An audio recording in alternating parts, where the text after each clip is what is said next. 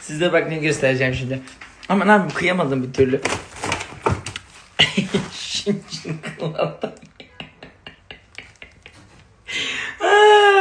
bayağı yendi bitti de bunlar da son kalanlar da belki birine oturmaya giderken götürün diye bekletmiştim.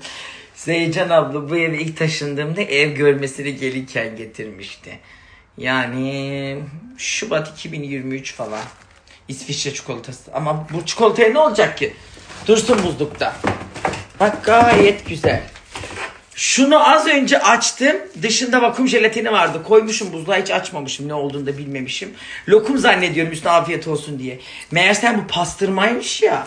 Bir kutu pastırmaymış bu. Şimdi fark ettim. Ama bayağı toparladım, temizledim. Ondan sonra taranam var. Taranamı koyacağım. Bitti. Bir şey kalmadı. Bak mis gibi oldu buzluğum. Gayet